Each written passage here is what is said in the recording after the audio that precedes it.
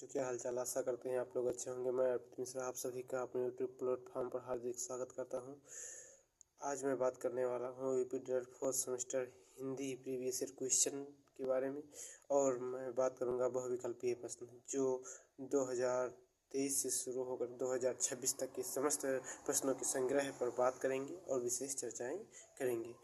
देखिए, पहला क्वेश्चन जो है हमारा, यार अलावा व्यंजन होते हैं। यार अलावा व्यंजन क्या होते हैं, आप लोग को हिंदी में बताया गया होगा कि यार अलावा जो व्यंजन होते हैं वह व्यंजन आपके अंतस्थ व्यंजन होते हैं, अर्थात या व आपके अर्धस्वर, या और वा जो होता है वह अर्धस्वर होता है, रा आपका लुंठित और गुंठित होता है, ला आपका प्रकंपित होता है। तो यहाँ पे यार अलावा व्यंजन क्या हो जाएंगे, आपके अंतस्थ व्यंजन हो जाएंगे। अब देखिए, शुद्ध वर्तनी युक्त शब्द है। शुद्ध वर्तनी युक्त शब्द देखो, उपरोक्त कहीं नहीं आप देखे पाएंगे। उपरयुक्त नहीं सही होगा, ऊपर युक्त भी गलत होगा आपका, यानी उपरयुक्त जो आपका दूसरा ऑप्शन है ये सही हो जाएगा।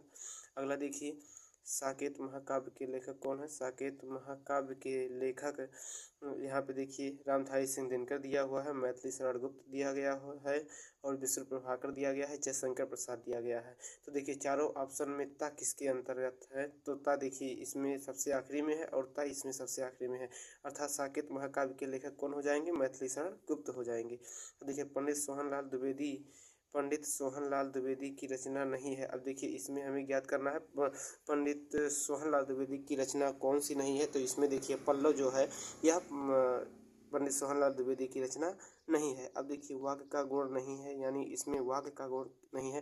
देखिए सार्थकता तो सही है आपका, सार्थकता वाक्य का गुण है, और उसके बाद योग्यता भी आपका गुण है, और क्रमबद्धता। लेकिन यहाँ पे देखिए उद्देश्य जो होता है, वाक्य में कोई उद्देश्य से मतलब नहीं होता, अर्थात उद्देश्य आपका ये ऑप्शन सही हो जाएगा।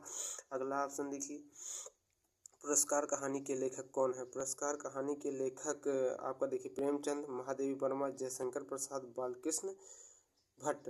अब देखिए पुरस्कार कहानी के लेखक जो हैं आपके वो हो जाएंगे जयशंकर प्रसाद। अगला देखिए, प्रकृति का सुकुमार कवि किसे कहा जाता है। तो जो प्रकृति का सुकुमार कवि कहा जाता है, देखिए पहला जयशंकर प्रसाद, दूसरा आपका है सुमित्रानंदन पंत, तीसरा आपका मैथिली शरण गुप्त, और चौथा है सूर्यकांत त्रिपाठी निराला। तो प्रकृति का सुकुमार कवि निराला कुछ आपके सुकुमार से संबंधित लग रहा है, तो यानी ये आपका जो प्रकृति का सुकुमार कवि कहलाते हैं कौन हो जाएंगे, सूर्यकांत त्रिपाठी निराला हो जाएंगे। अगला क्वेश्चन देखिए, अनुसार और विसर्ग कहलाते हैं। अनुसार और विसर्ग क्या कहलाते हैं, तो देखिए अनुसार और विसर्ग कहलाते हैं स्वर, व्यंजन, आयोगवाह, उत्क्षिप्त। तो यहाँ पे आयोगवाह कहलाएंगे। अंग जो होता है वह अनुसार होता है, अह जो होता है विसर्ग होता है, दोनों मिलकर के क्या बनाते हैं, आयोगवाह बनाते हैं। अब देखिए हलंत वर्ण कहलाते हैं, अर्थात हलंत युक्त वर्ण वह होते हैं जिनमें स्वर नहीं मिले होते हैं, अर्थात देखिए स्वर युक्त व्यंजन, स्वर रहित व्यंजन, संयुक्त व्यंजन, शुद्ध व्यंजन। तो यहाँ पे दूसरा ऑप्शन सही हो जाएगा, यानी स्वर रहित व्यंजन। देखिए अनुच्छेद लेखन की शैलियाँ कौन कौन सी हैं। अनुच्छेद लेखन की शैलियाँ में देखिए भावात्मक शैली आपका सही हो जाएगा, समास शैली भी सही हो जाएगा, व्यंग्य शैली भी सही हो जाएगा, लेकिन और यहाँ पे जो ऑप्शन हो सही होगा वह चौथा, यानी उपयुक्त सभी। यहाँ पे भावात्मक शैली भी अनुच्छेद लेखन में प्रयोग किया जाता है, समास शैली भी प्रयोग किया जाता है, व्यंग्य शैली भी प्रयोग किया जाता है। तो ये आपका उपयुक्त सभी चौथा ऑप्शन सही हो जाएगा। अब देखिए अगला है, मैं सुमन हूँ कविता के रचयिता हैं। अब देखिए सोहनलाल द्विवेदी, मैथिली शरण गुप्त, द्वारिका प्रसाद माहेश्वरी, हरिवंश राय बच्चन। तो यहाँ पे हो जाएगा आपका तीसरा ऑप्शन सही, जो द्वारिका प्रसाद माहेश्वरी है। अब देखिए वर्तनी की दृष्टि से अशुद्ध शब्द कौन कौन से हैं, तो पहला देखिए अहल्या, पूजनीय, प्रथम, कवित्री। तो यहाँ पे देखिए पूजनीय आपका ऑप्शन सही होगा, अर्थात ये अशुद्ध है, क्योंकि पूज्य होता है पूजनीय, पूज्यनीय होता है पूजनीय नहीं। अब देखिए वाक्य का गुण नहीं है, इसमें देखिए वाक्य का गुण कौन सा नहीं है, तो सार्थकता, निपुणता, क्रमबद्धता और योग्यता। तो देखिए यहाँ पे सार्थकता भी सही है, निपुणता भी सही है, क्रमबद्धता भी सही है, लेकिन योग्यता जो है ऑप्शन ये गलत हो जाएगा। अब देखिए अगला क्वेश्चन देख लीजिए, मेरा नाम मोहन है का सही संस्कृत अनुवाद हो, मम नाम मोहनः अस्ति, मम नामः मोहनः अस्ति, अहम नामः मोहनः अस्ति, और चौथा है मया नाम मोहनः अस्ति। तो यहाँ पे दूसरा ऑप्शन सही हो जाएगा, मम नामः मोहनः अस्ति। देखिए किसी लिखावट के पीछे या बाद में लिखना क्या कहलाता है? श्रुतलेख, यानी श्रुतलेख का अर्थ होता है सुनकर लिखना, सुलेख का तो सुंदर लिखना, इमला यानी देख देख करके लिखना, अनुलेख यानी उसके जैसे वो बोला गया उसके बाद तुरंत लिखने की क्रिया, यानी ये चौथा आपकी हो जाएगा अनुलेख। अनुलेख आपका ऑप्शन सही हो जाएगा।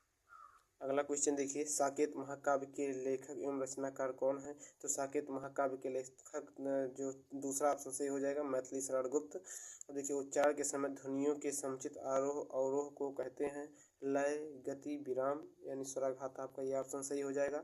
अनुसार के बाद यदि पा वर्ग का व्यंजन आता है तो अनुसार का उच्चारण होता है ज्या से, गा से, माँ से, सा से। तो ऑप्शन आपका तीसरा सही हो जाएगा अर्थात माँ से।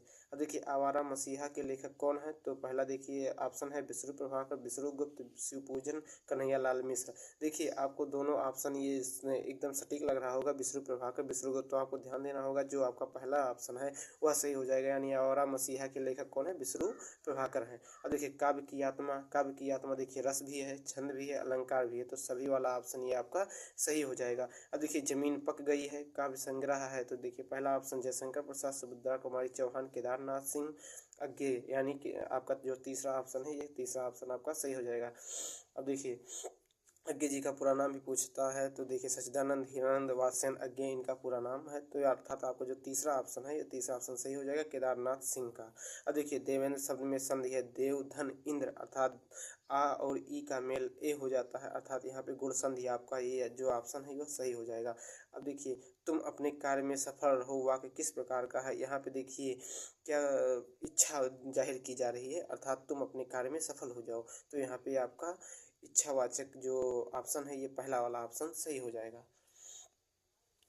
अगला प्रश्न है देखिए, स्वच्छ शब्द का अर्थ है यानी शुद्ध, अच्छे, अच्छे मतलब होता है, देखिए अच्छे मतलब आपका हो जाएगा पहला ऑप्शन है साफ सुथरा, छाती, कंधा और सुंदर आँख। तो यहाँ पे हो जाएगा सुंदर आँख, इससे कोई मतलब नहीं, ये ऑप्शन लिख उठा होगा सुंदर आँख, ये आपका ऑप्शन सही हो जाएगा चौथा वाला।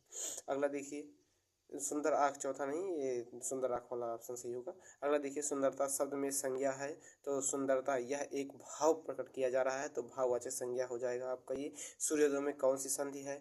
सूर्योदय में आपका सूर्य धन उदय आ और उ का मेल मिलने से आपका ओ हो जाता है, अर्थात यहाँ पे आपका होगा गुण संधि।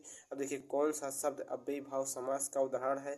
तो अव्यय शब्द जो है प्रति है, यानी इस सभी में अव्यय पद जो जुड़ा हुआ है प्रत्येक में, अर्थात प्रति धन एक बराबर प्रत्येक होता है, तो प्रत्येक में आपका प्रति छुपा हुआ है जो एक अव्यय शब्द है। अब देखिए, अशुद्ध शब्द की पहचान कीजिए। अशुद्ध शब्द में प्रभु है, प्रणाम, प्रतिष्ठा, प्रकार, तो इसमें तीनों ऑप्शन सही है, लेकिन प्रभु जो होता है प्रभु होता है, बड़ा ऊ की मात्रा यहाँ पे नहीं लगती है, तो ये पहला वाला ऑप्शन सही हो जाएगा। अब देखिए, शुद्ध वर्तनी वाले शब्द का चयन कीजिए।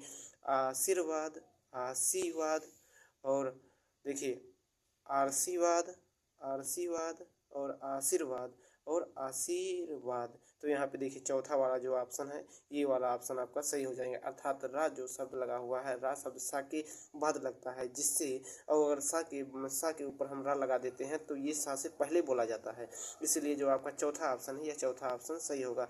आशा करते हैं आप लोगों को यह वीडियो अच्छी लगी होगी। अगर आपको यह वीडियो अच्छी लगी है तो लाइक करें, शेयर करें और हमारे चैनल को सब्सक्राइब करें।